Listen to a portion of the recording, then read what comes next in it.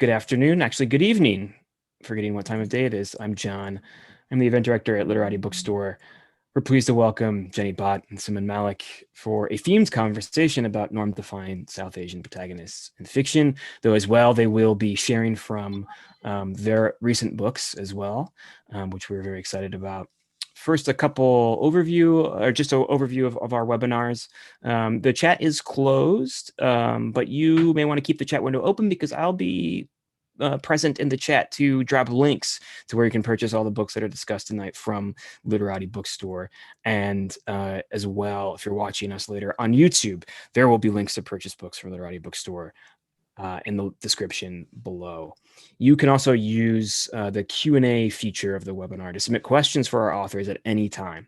So feel free, whenever the spirit moves you to submit a question, please feel free to type it out and submit it. And I will read a conclusion of them and pose them to the authors at the conclusion of their conversation. As a reminder, you can buy more books at literatibookstore.com. We ship anywhere in the United States. Thousands of titles are available for curbside pickup if you live in the Southeast Michigan area. But in lieu of a book purchase, we'd also ask that you consider a $5 donation to sustain our virtual programming. So whether you'd like to think of that as your subscription for this week, or for the events next month in November, or for the remainder of the year, you can make a donation at literatibookstore.com/donation. Otherwise, we simply thank you for your attendance this evening, or this afternoon, or this morning, depending on when and where in the world you may be joining us from. So without further ado, I'll introduce both of our authors tonight. Jenny Bhatt is a writer, literary translator, and literary critic. Her writing has appeared or is forthcoming in various venues in the US, UK, and India, including NPR, The Atlantic, BBC Culture, Literary Hub, Long Reads, The Millions, and others. Her fiction has been nominated for Pushcart Prizes in the 2017 Best American Short Stories. She was a finalist for the 2017 Best of the Net Anthology, having lived and worked her way around India, England, Germany, Scotland, in various parts of the US. She now lives in a suburb of Dallas, Texas. And Suman Mallick's debut novel, The Black Marketer's Daughter, was shortlisted for the Disquiet Open Borders Book Prize and praised by the jury as a, quote, complicated and compelling story of our times. Suman is the new assistant managing editor, of the literary magazine Under the Gum Tree, now entering its 10th year. He received his Master of Fine Arts from Portland State University, where he also taught English and creative writing. He makes his home in Texas with his beloved daughter and dog. Please join me. They won't be able to hear you, but they will be able to sense you, and welcoming Suman and Jenny to your living rooms. Take it away, folks. Right. Thanks, John. Thanks a lot, John. And thanks, Literati. Yeah, Hi, thank Jenny. you to hi, Suman, and thank you to Literati for hosting us. I know these events are not that easy to coordinate. There's a lot of effort that goes into it. So again, I'll reiterate what John said. And the books that Suman and I are talking about, including our own, please, if you can, order them from a Literati and or your local bookstore so that we can support them during this time and all the work they do for us. Yeah, audience, if you haven't gotten any of the books, including mine and Jenny's, it's very important to support these bookstores, especially during this time. The fact that they can have events like this is remarkable when so many other bookstores can't. And John mentioned they're open only for curbside pickup and online shopping, but they're having these events, and we can't tell you how much it means for us authors to have this medium to connect with readers. So thank you again, Literati. So one of the things we thought we would start with, Suman and I, is the topic is norm-defying South Asian protagonists in fiction. And we thought one of the best ways we could start is read a little bit and share something about how our own protagonists in our fiction have defied norms. And so we'll just read like a couple minutes, 2 or 3 minutes, and then we'll get into the other books that have been remarkable for both of us in terms of norm-defying protagonists, and then we'll open it up for Q&A, as John said. So Suman, do you want to start? Sure, thanks. I'll start. My book doesn't have a whole lot of sections that are very reader-friendly in terms of reading a particular section, but I thought I'd read 2 or 3 pages of a section that has a lot of agency for the protagonist, and she's doing things that she's not supposed to. In this case, breaking up an affair. And so I will get started here. One fall morning, Zuleika wakes up breathless from a dream of running through glorious riots of yellow mustard blooms, filling the vast, familiar Swamp Valley landscape of her childhood with golden froth. She asks Iskander to toast prepackaged waffles for breakfast and can hear him playing with Wasim in the kitchen while she lies in bed pondering the absurdity of the dream. It is barely September. The wind outside bays as it does in North Texas for a week or two during the change of season from summer to fall, making the shingles rattle. Even if it rained here in September, she thinks, mustard season wouldn't arrive for another 3 months. The thought of rain hits her with poignancy. She tries to get up for a glass of water, but the sudden movement makes her head spin. She faints. That evening, Iskander Khan takes his wife and son to dinner at their favorite Pakistani restaurant. Zuleika likes the food here. It's the closest she can get to her mother's cooking in the DFW Metroplex. It's also a restaurant where they have to wait in line to order, Pakistani street food style. The owner's wife brings the food, places it on their table, which is covered in a green and white plastic tablecloth, the colors of the flag of our homeland. She places her hand gently on Zuleika's back, gives her a knowing smile. The halwa is on the house tonight, Betty. Our gift to you, she says. Eat up. Zuleika does not understand how this woman can already know what she herself didn't just 12 hours earlier. Iskander reaches across the table to squeeze her hand. Well, we're a little behind schedule, he says, beaming, but it was worth it. Giving you lessons has made you so much happier, and I want you to know that I was never worried. I'll stop there. Your turn, Jenny. Sure. Okay, let me get my glasses. So that was great. And I'm going to ask you about that restaurant. I want to know if that was a real restaurant in the DFW Metroplex or whether you made that one up. I can probably take you to half a dozen that fit that bill. Oh, really? Cool. Okay. Well, when all this is over, we're going to have to do that. So for people who don't know, I'm also in the Dallas area, as is Suman, but we've never actually met because I moved here just before COVID began. And so I've not been able to get out and meet people. Okay. So mine is a short story collection, as most of you know. It's titled Each of Us Killers. And you know, it's easier for me to pick out a story, I guess, with with a standalone excerpt than it might be from a novel like someone did. But I'm going to read from a story titled Nero's New World. And just a bit of context. My collection is based on the theme of working lives. So all of these characters in these stories are working people from different walks of life, and they all have a particular issue or challenge at work, at their workplace that they're dealing with. In Nero's New World, this is a housemaid in Gujarat, India. And I'll just read just the opening, and I'll stop at a suitable point here. That afternoon, if Nero had known how a few minutes can be enough time for life to exact its dues, she might have done things differently. She might have taken care to lock doors behind her.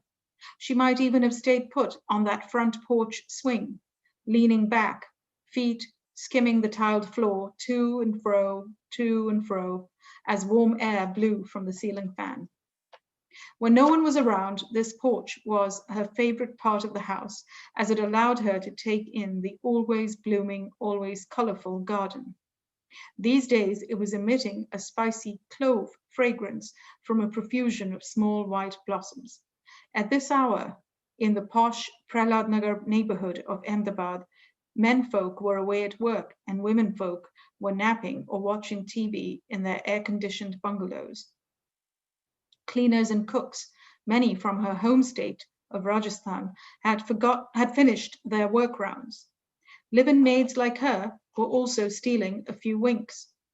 The only sound Nero heard was of fountain water spilling from a pot held on the head of a half-naked stone goddess who flaunted her bold curves under a lemon tree in the far corner.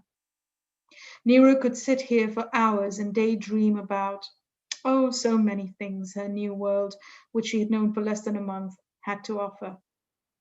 It made her old one seem as remote as a previous lifetime. Her mind of late kept playing with a particular fantasy about being approached one day by a handsome businessman type. He would drive by her in his big car, lower his window with just the touch of a button, and tell her how he had admired her from afar for a long time.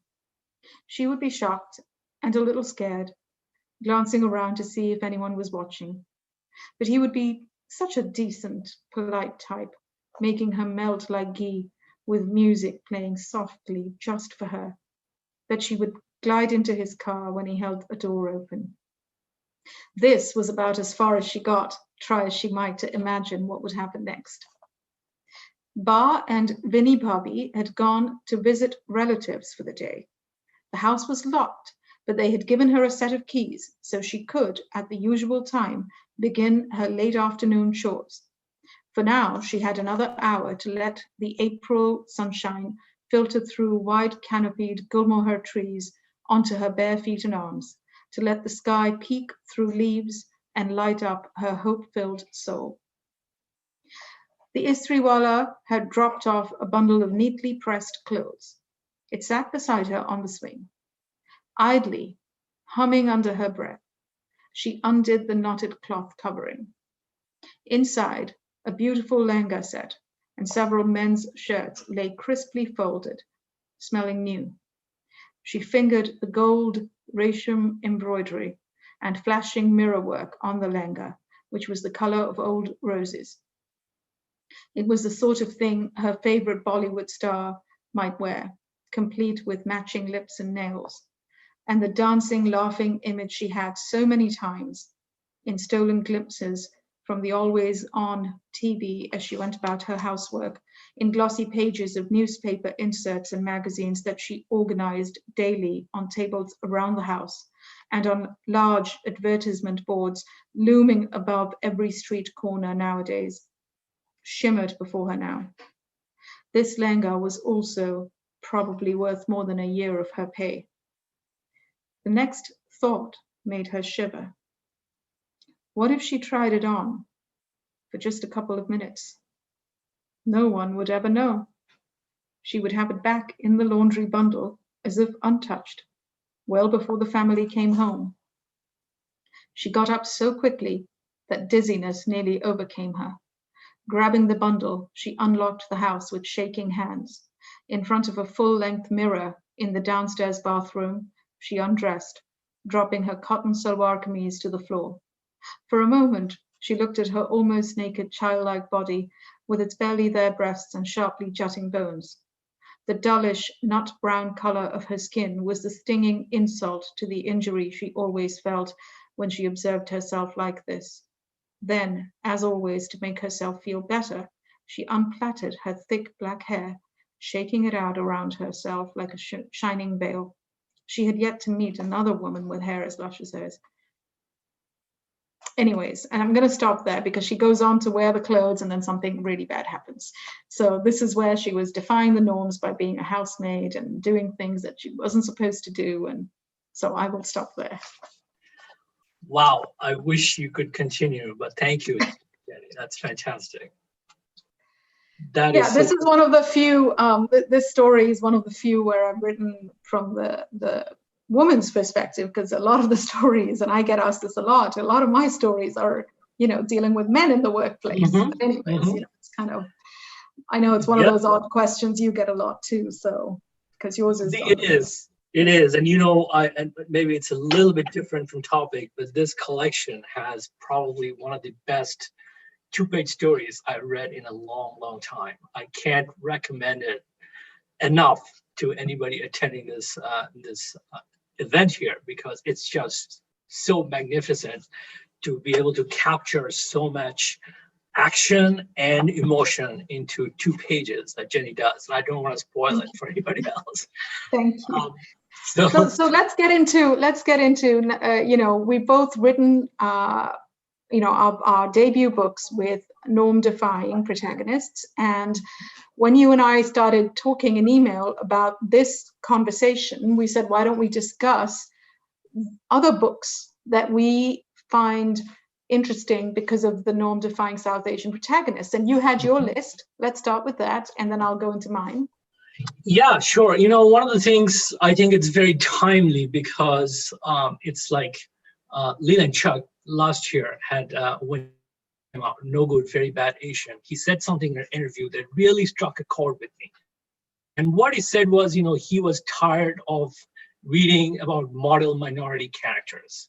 And that is very powerful, because, and it's kind of an evolution. If you look at the world of politics, and you look at our diaspora, you can see that you have so many people from the subcontinent that are so excited to possibly have a half Black, half Indian American woman possibly becoming vice president, right? They're excited.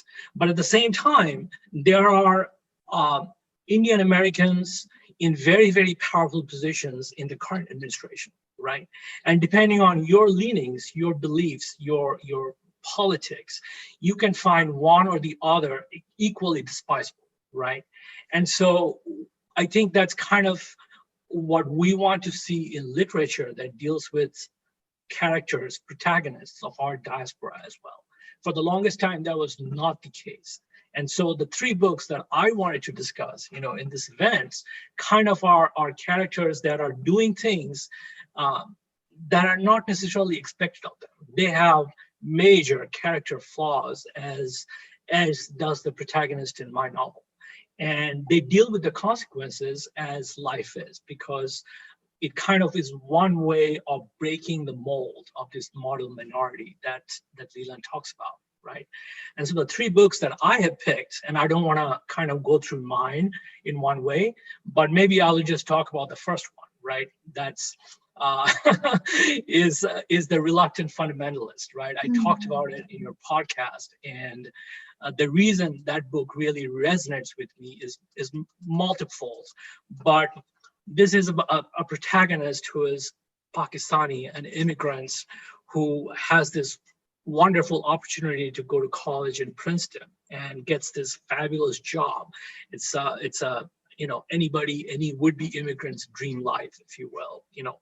He meets a girl, falls in love with her, and she can open doors for him to enter the real high society of New York. And somehow, post 9/11, he ends up becoming a lecturer in Lahore who, is very anti-American, and through his lectures, through his activist movements, ends up creating a lot of strife, which is why in the book, an American, presumably someone from the government, CIA, has come to pay him a visit. And that experience that he captures is something that's, relatable in so many ways to me personally and to so many of my friends of our diaspora.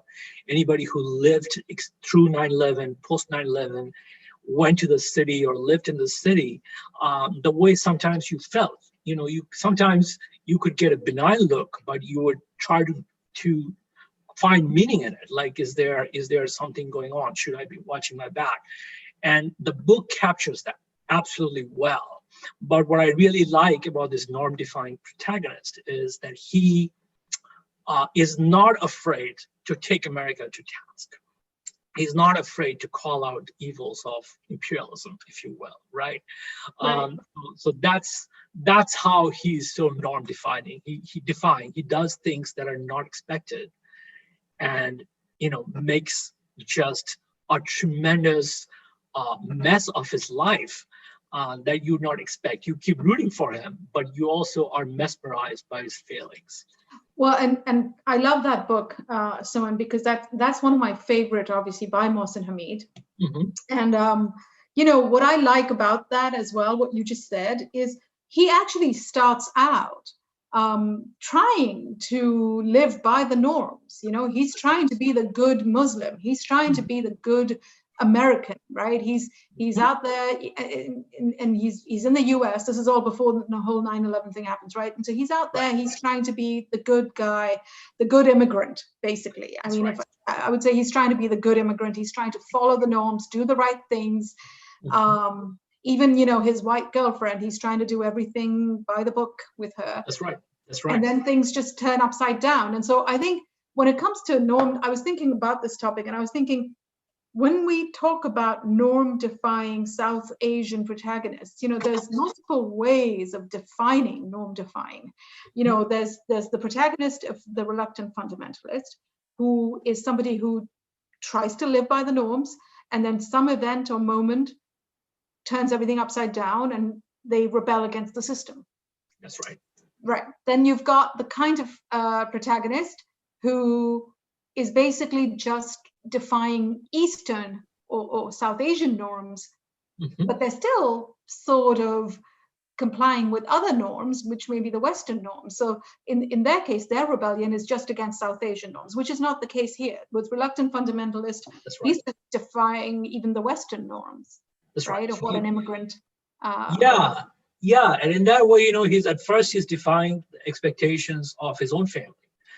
He's defying the Eastern norms to the first half of the novel, and he's trying to fit in. And then he ends up doing the 180, and it's very remarkable. And it's technically also, as I've mentioned before, it's such a fun book to read. And I think Mohsin Hamid is, he's known for his little novellas, right? And he packs so much into so little. I mean, that's just. Yeah. Exactly. There is this one of the things that I really like is, the premise of the story is that this American has come to pay him a visit, wondering what he's been up to, why he is causing his students to, cause all these protests and surround the American embassy. And so he's taken this visitor to dinner, and he's addressing the visitor as a you. But after a while, you get the sense that he's really talking to any American that's reading the book, like you as in you. And that's itself is very powerful. Right. And then, of course, the ending, the way that's framing just comes down to the end, and, people are chasing, and it turns out that the waiter might have been an accomplice of the narrators, and people are surrounding this American, and he's the one who's come to, accost the narrator, and now he's trapped. And the way that framing collapses is and I think what you just said there also about how the narrative is, that's another amazing thing about this book as a literary feat, because you've got this character flipping how he's defying norms. You've also got most of the story, the setting itself is happening in a coffee house, right? That's right. And it's this conversation. And so in a way, I felt like Mohsin Hamid was also defying certain literary norms, because usually, the traditional MFA or writing workshop, they'll tell you, you can't have an entire story or an entire book just set around a conversation between two people. They've got to be doing stuff, right? And so in some respects, I felt like Mohsin Hamid was, kind of like thumbing his nose at that. He was like saying, you know what, I'm going to defy norms in my own writing too. And that he's done it with every book. So I like that about the book as well. In the interest of time, let's talk about one of your books. Sure. And I don't know if this is available in the US. We'll know, John, if he has the link or not. But I'll start with Hangwoman, which is a book by K.R. Mira. It's a translated work. And let me just put on my reading glasses so I can describe it a little bit to people, because it may not be available here. And this is, K.R. Mira is a writer from South India, and her works have always addressed issues like patriarchal discrimination, power dynamics, gender power dynamics, and women's independence and agency. And so in this book, Hangwoman, the protagonist is a woman called Chetna, and she comes from a long line of executioners. Okay, now male executioners, clearly, because it's a male profession. And her father is an executioner. And by some twist of fate, which I don't want to give away because I want people to read the book, she gets appointed as the first woman executioner of India. Now, this is where she's norm-defying, right? Because she's getting into this role women don't typically. Wow. And so, yeah, and so this makes her an overnight celebrity. You know, she's in the news and people want to talk to her because her first execution is coming up. But what happens, the way K.R. Meera describes it, is the noose is now a metaphorical thing around the protagonist's own neck that she has to wrestle with. Okay. Mm-hmm. And Meera gives a lot of attention to a lot of the details, and there's this dark humor. The plot has lots of twists and turns, and we get into a lot of heritage and history, and there's crime and mystery and love and life and death and all the stuff, right? This book has everything. I mean, it should be made into a movie. So to me, I mean, I think you've got a lot of norm-defying stuff happening just in terms of a protagonist, the job of this character being that of a female, the first female executioner. And so it's kind of interesting, yeah. Is there a translation? There is an English translation, and I'm trying to remember the name of the translator, and I should, and I'm so sorry I don't remember, but there is an English translation of the book, and I think it's won some awards already. Okay. So that I do believe it is available in the US, but I'll have to double check. But yeah, this, to me, when I first read this book, I just appreciated so much the way the writer was able to describe this first woman executioner person job, you know, the job of this person. But at the same time, we don't, as a character, the protagonist is just trying to do her job. You know, she's not out there trying to win some medals by being norm-defying. And I've always found that interesting because in my own fiction, I'm more taken by that singular moment, that one event or moment in character's life when they decide to switch to doing something that is going against the norm, or that is going, and you know, with a short story, that's what we do, right? We're writing about a particular moment. And so in my case, I would say most of my protagonists, you couldn't call them norm-defying over their entire lives, but they all have these singular moments, these life-defining moments when they have to choose, when they have to go against the grain. And that to me is more fascinating because I always want to know, what is it that makes them do that? You know, what is it that makes them flip that one thing? It's not, and it's usually not some big earth-shattering event, but it's that one little thing. And I'm always fascinated by that. And you see that happen again and again in Hangwoman. Again and again, Chetna has to, the character, the protagonist, has to make a decision, has to choose. And she always, you know, it's interesting to see how that unfolds, how people make those choices. So this might be a good time to mention that, you know, Literati very graciously is recording this to post on YouTube. So we may be able to post the translation name down the road, or if anybody else has any questions, feel free to ask it on YouTube if you can't now, and then either Jenny or I can come back to you with an answer when we can. Okay, so let me talk about one of my books that I just love. I know a lot of people have problems with this book and probably very, very well-deserved problems to note about this book, but this is Immigrant Montana. It's Amitabh Kumar's book. And, you know, this is a very unique book. It's autofiction. And he at the very end of the author's note, he says that this is a work of fiction as well as nonfiction, an in-between novel by an in-between author. And there is, that to me is a great way to describe the book, but what it also does is it's a key distinction between the similar book that his friend Teju Cole wrote called Every Day for the Thief. And by the way, Immigrant Montana is dedicated to Teju Cole because they're great friends. But I had personally a lot of difficulty reading Teju Cole's book. One of the biggest problems that I had with the book is in the very first page, he calls it, you know, unlike Amitabh Kumar's description, he calls it fiction. And so a lot of the things that the character does, the protagonist does, it seems to me like it's a way to distance between the writer and the narrator. And what what the narrator does is really throws his own homeland into a completely irredeemable kind of description. That was very hard to take. I know it's not the writer that's doing that. It's the narrator who's being, has some very outdated ways to look at a whole group of people.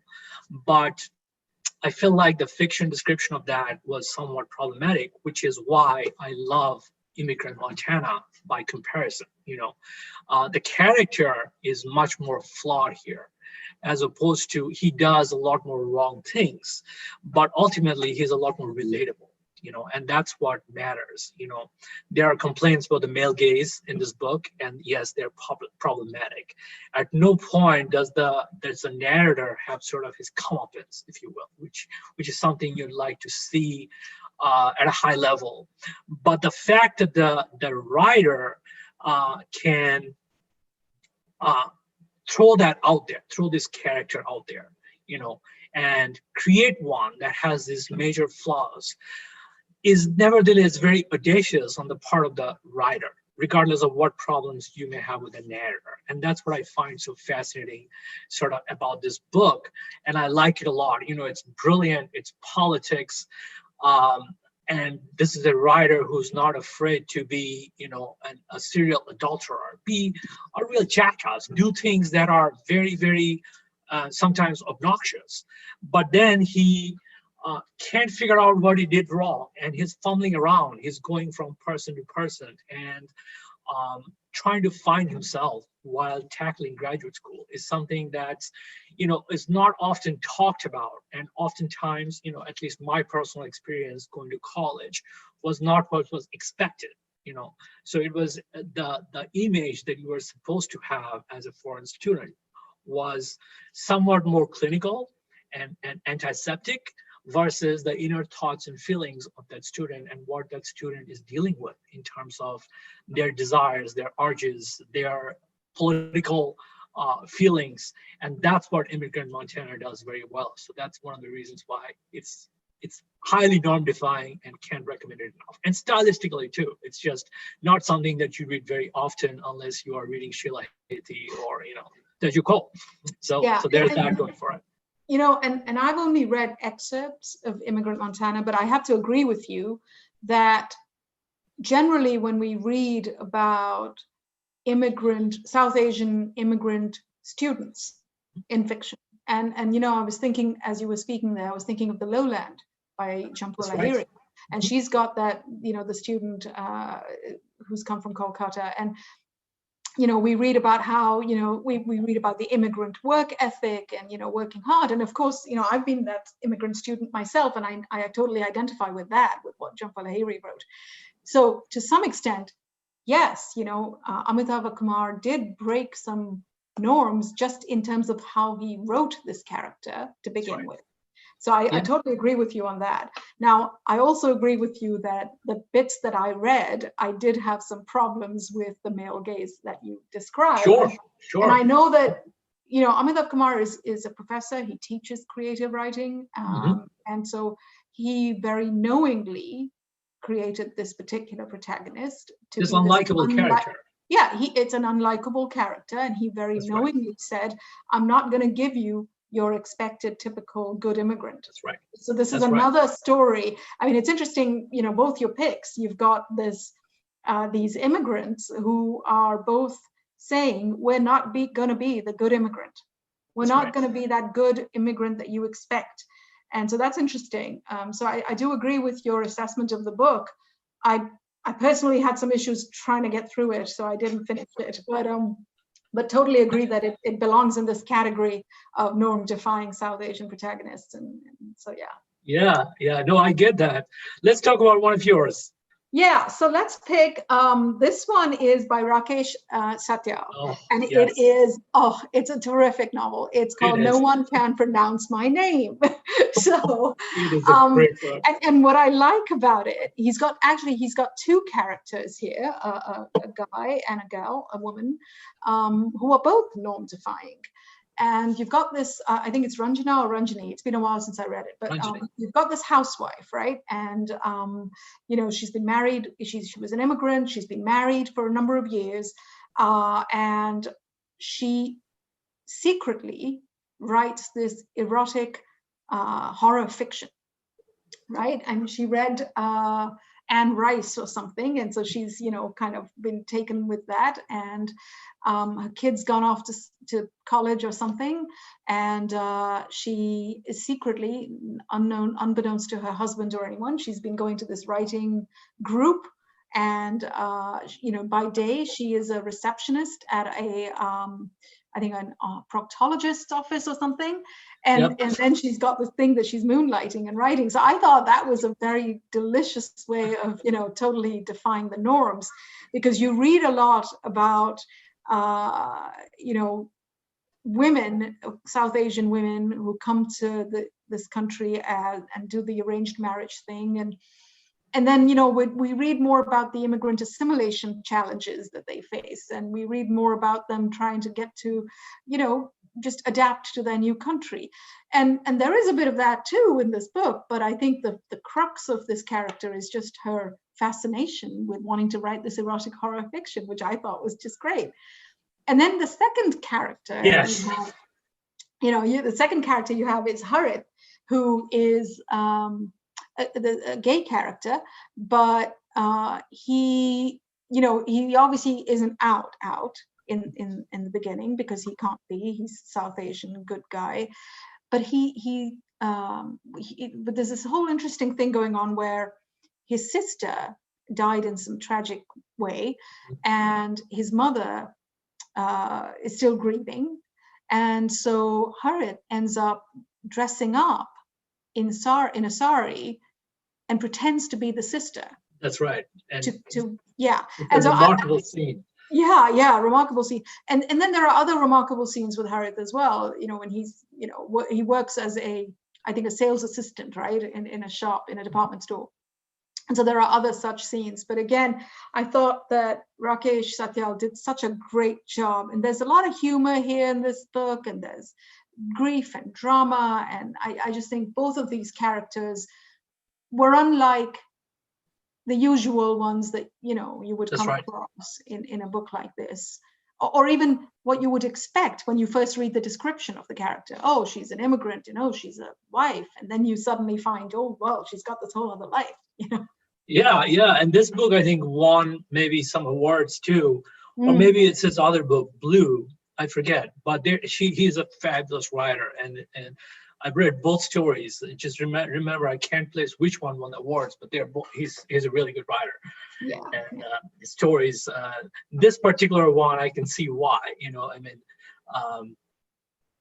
Queer and dealing with it and coming out and the whole process, and then, but that alone doesn't define this book. Is what I find most remarkable. Exactly. And so there have been in recent times, we've had books by South Asian writers that are centering, stories about, queer people coming out and all of that. And we've had that. We've had S.J. Sindhu, we've had a few others. But what I liked was with this book, Rakesh Satyal gives you these layered characters. There's more to them than their queerness. There's more to them, a lot more to them. And so I love that you get these complex layered characters who are defying norms and doing all the things that they have to do, but you get to see them as more than just their queerness. That's right. Yeah. So okay, I'll talk about probably my most favorite character, who is also the most unlikable one of the three. But this is the book Problems by Jade Sharma, and unfortunately Jade Sharma passed away, presumably from living a very similar life as her protagonist, Maya. So it makes me so sad that we can never read another piece of work by her. But this book is just, I can't tell you how many times I've just scribbled on the side, ballsy, that's ballsy. It's like I'm going through the book. Once we agreed on the topic, I went and went through the book again. And probably 40, 50 times, I've just written the word ballsy, or that's ballsy. And that's, this is the least likable character, but she was so gifted to create this. This was her lived experience. And this character, Maya, has issues, as anybody who's read the book will know. She's an addict. She is married to a guy and cheating on her husband with her professor. She's profane. She is porn addict. She's got everything falling apart as problems arising in her life, and a lot of them are of her own doing. But that wit, that sass, the sense of humor is just so brilliant, right? That's what the character is. It just kind of comes to you and grabs you by the throat, and you can't let go. If you start this book and you are somebody who can get past this sort of the queasiness, if you will, for the first 4 pages, you won't be able to stop reading this book. It's so remarkable, right? The biting observations. I mean, to your point about not being able to put it down, I had, let's just say, just to pun on the title, I had problems with this book.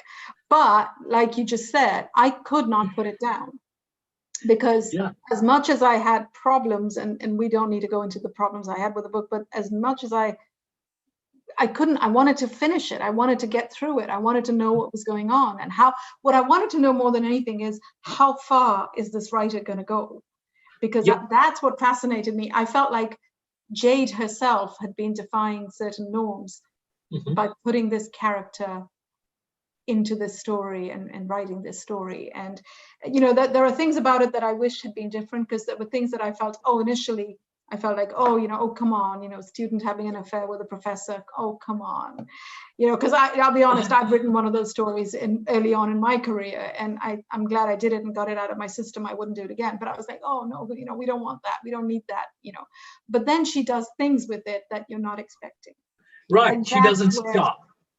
She doesn't stop. It's like you're watching this writer as if she's on this tightrope, and you're watching it. I mean, while I'm reading, I'm like, oh my God, where are you going to go with this? And so I think just even as a book, to see how different we can have, how different South Asian writers are, and how much range there is. I think that book does that. It really does find that point. Yeah, and one last thing that I really like about this book, it's very common, especially about second generation immigrants, is some of them are very connected to their culture because it's a family thing. But then and that's what you read in most books of our diaspora. But there is a subsection of people who are not that connected, to their culture, their heritage. They don't, because they have not been brought up that way, they can't associate their Indianness or Pakistaniness, and they can't make hay out of it. And so it's and those people do exist, and she gives voice to that. There is one paragraph mentioned in this book, Problems, about the fact that her parents came from India. And then she says she avoids it like the plague because she doesn't want to answer questions about why are cows, treated with respect, and that's it. And she's so dismissive. And I guess some people would find that very offensive, but to me, it's really struck a chord in the sense that her character is not expected to adhere to those norms, to honor this, this more expected heritage and culture. Right. And the way she dismisses it itself is very striking. And then everything else, her family problems, her mom issues, and everything becomes something that's in the wider spectrum. It doesn't have to be sort of an Indian thing. It's just a family issue. And I really like that thing of it, that aspect of this book as well. Right. So I'll go with the last one, and then we'll open it up for questions. So real quick, this one is a book by Aravind Adiga. And he won a Booker for his first novel called White Tiger, which is very controversial because a lot of people feel that, he got into what we say is poverty porn, with that book, and that the Western media loved it and lapped it up. And to some extent, those charges are right, because he really portrayed slums, Indian slums, in a certain way. Now, this book is a little different. This book is called Last Man in Tower, and it is set in the real estate world in Mumbai. And what it is, it's this building or this society where there's a whole bunch of people. And this big hotshot builder, architect, construction guy comes along and offers them all money to vacate their flats or their apartments in this building so that he can build a new high-rise, okay? Now, everybody pretty much is, taken up with the money aspect. Oh, okay, we'll make some money, we'll go buy another place somewhere else. But there's this old retired school teacher, Yogesh something, but everyone calls him Master G. His wife and his daughter, I believe, had died in that apartment. And so he chooses not to leave it. He says, no amount of money is going to make me leave it. I will go when I need to go. I'm staying put. Now, you might think that this is the guy, this is the norm-defying person. And initially, of course, that's what I thought as well as I read the book. But in a subsequent read, the more I read it, the more I thought, it's not really that character that made, because you can't call him a protagonist because there are so many characters. It's an ensemble cast. There are different people in the society building, and they all react differently to this Master G not leaving, and he has to bear the brunt of, they take actions, and it's not pretty, it's not pleasant for him. But the more I read the book, I thought, what? The norm-defying character here is the city. The city is as much a character in that novel as any, and I grew up in Bombay. So for me, I've always thought I know the city. I know how unpredictable it can be, and I know the big inequalities, the wealth class caste inequalities, and just the usual challenges of a big burgeoning metropolis. But the way that Aravind Adiga goes into how Mumbai as a city has all these twists and turns, it's like these unpredictable things about the city. And so to me, if anyone is looking to write a story or a novel set in a particular place that has character and they want to understand it, I would highly recommend this book, because to me, Bombay as a city, as a place where people live and throng and work and all that, he shows how norm-defying that city is, how it's hard to define the city. You cannot define that city. At every moment of, every point in the story where you think you've got the hang of what's going on, whoa, another curveball. So, he's very good at that. And so this novel is not much talked about because, unfortunately, White Tiger, which won the Booker for Aravind, that's the one that dominates conversations. Right. But to me, I think in terms of just craft and some of the other aspects, this is a very interesting book. Because guilty as charged.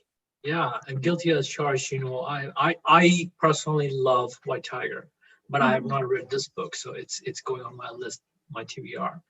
But it's interesting because a place, I think there's a question in this regard too. What does the place have as a character? And maybe we can talk about it with John when he comes online with questions. Yeah.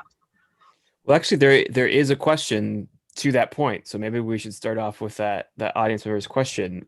They write that a viewer writes in that they've heard a number of authors talk about the importance of place as a character in literary fiction, but wonders how place as character factors into the kinds of novels that and the kinds of fiction that you're discussing. Well, I'll take a stab at it with regards to my novel. The place was very, very important. Even after I left Texas to go to my MFA in Oregon, having a lot of ties here, having lived here for so long, and being just very interested in politics and news and everything in general, I read the newspaper, diligently, and sort of what happens in the story, in the second part of my story, is what really the novel is about. It's not everything else is sort of a setup. The character progresses through, her affair, her everything that happens to get to what happens in part two. And part two could only happen in the context of my story, where it happened in Texas. The politics, the mayoral politics, the district attorney moves, the Islamic tribunal being set up are all things that kind of plucked from real life. These are events that I leaned on, if you will, real life events, and spun it into the story. Because I felt like what would happen if a totally sort of character who doesn't really have a support system, is not familiar with how things work, gets into this position where he or she is being pushed and pulled by all these conflicting interests. And those conflicting interests, in the case of this story at least, could have only happened where they do in the story. So the place was extremely important for me. Right. And yeah, I think for me too, my collection, I wrote during the 5 years or so that I was back in India, living in the state of Gujarat. I was actually doing some research for my translation work, and so I was writing my own stories at the time. And what for me, a lot of people outside of India, when they think of India and Gujarat, the state of Gujarat, what they know is the 2002 riots, the pogrom, the burning Right. of the train, and that whole drama, right? And the Hindu-Muslim riots. But there's so much more to that city, Ahmedabad, and there's so much more to Gujarat as well. So a lot of my stories are set in the city of Ahmedabad. The excerpt that I read was there. And what I wanted to make sure was I was showing that multiplicity, that plurality, that there's more than just the Hindu-Muslim, conflict. But one thing I always say to my students when I'm teaching about place as setting, and since that was the question, I say that if you are going to make place important in your story, make sure that you are showing us things that we don't get to see in the news, the headlines, because if you're just going to give me that, it becomes very boring and predictable. So you've got to take me beyond the headlines, take me beyond the news and the images that we see already. So yeah, otherwise it doesn't matter, right? And that's how I have written other things where the place doesn't matter. Right. And then it's better to just leave it off without specifying where the events are taking place. Yeah. We have time for one more question, and we have one more question in the queue. And the question from the viewer is, what is the appeal for each of you to write from the perspective of a different gender? You want to go first? Sure. Well, yeah, what's funny is that I don't normally pick the point of view I'm going to write from when I start the story. A number of these stories, actually, I started from a different character's point of view, found that I couldn't quite make the story work from that, and then I ended up coming to the one that I did. And invariably, because I was writing about, a lot of my stories are set in India, I ended up going with the male point of view because the things that I wanted to show the reader could only have been observed from that point of view. I'll give you a very quick example. There are times of day when you walk around, if you go around the city of Ahmedabad, where if you look around the public places, you will not see any women. You will see only men gathered in public places. And that's even today, right now, as we speak, 2020. So if I am trying to show you certain aspects of the city during a certain time of day, right?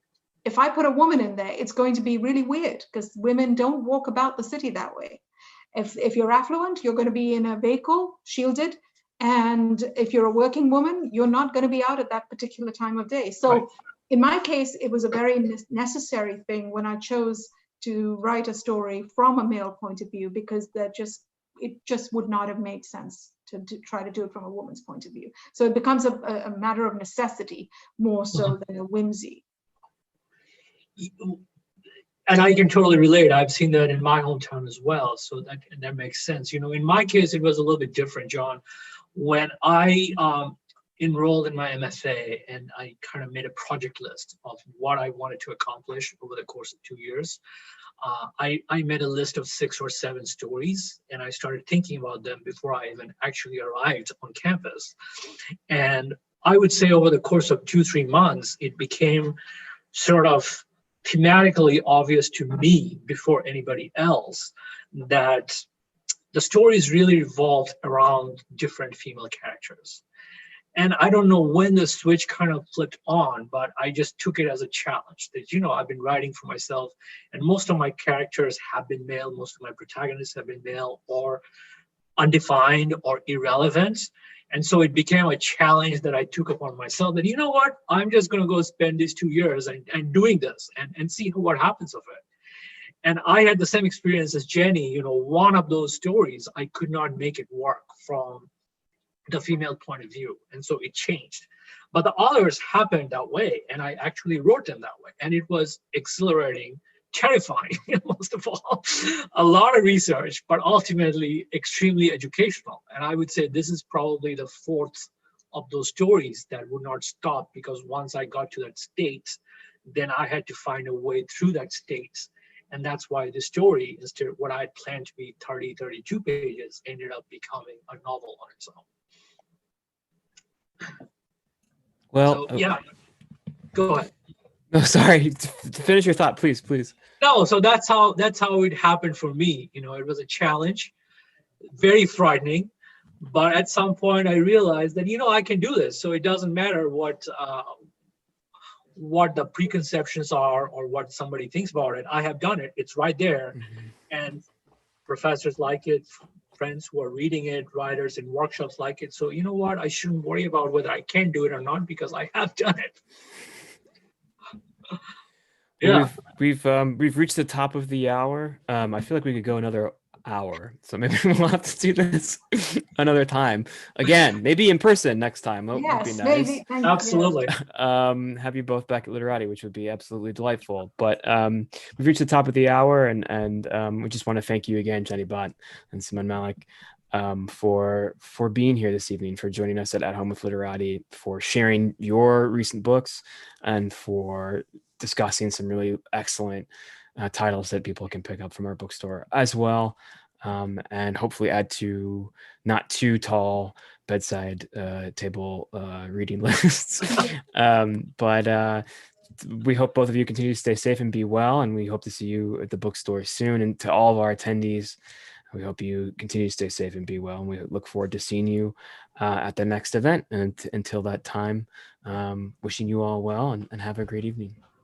Thank you so much, John. Thank you, Suman, and this was a terrific conversation. Thanks. Thanks, Jenny. Thanks a lot, John, and thanks everyone for coming. Thanks, everyone. Great. Take care, all. Thanks again. Okay.